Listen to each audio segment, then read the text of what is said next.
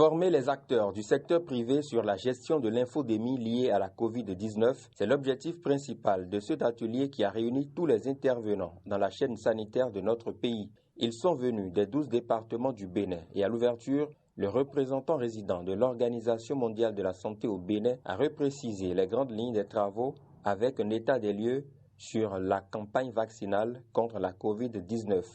Dr Boko Thierry Tossou. Depuis 2020, le Bénin, à l'instar des autres pays du monde, lutte contre la pandémie de la COVID-19. Et des mesures ont été prises, notamment la vaccination, pour donc arrêter la chaîne de transmission donc, du virus. Force est de constater que nous avons encore une couverture vaccinale insuffisante du fait de la réticence de la population liée aux fausses rumeurs qui circulent sur les réseaux sociaux. Pour donc améliorer et corriger cette situation, l'Agence nationale des soins de santé primaire a initié cet atelier pour outiller les participants ici présents par rapport donc,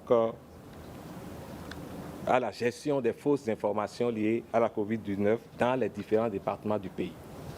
Les fausses informations distillées sur les réseaux sociaux explique en partie la réticence des populations par rapport à la vaccination, ce qui a d'ailleurs plombé au départ l'atteinte des objectifs fixés.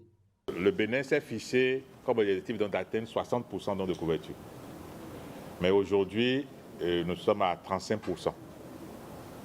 Donc comme vous le constatez, nous n'avons pas atteint nos objectifs et raison pour laquelle, avec l'appui de nos partenaires, nous continuons donc de mobiliser les populations. Continuons de mobiliser les différents acteurs et c'est pour ça que nous avons pensé à vous.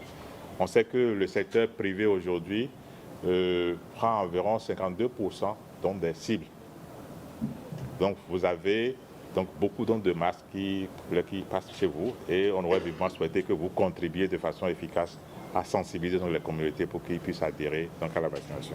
Nous avons disponibles aujourd'hui au moins 4 gammes de vaccins et qui sont au niveau de nos formations sanitaires.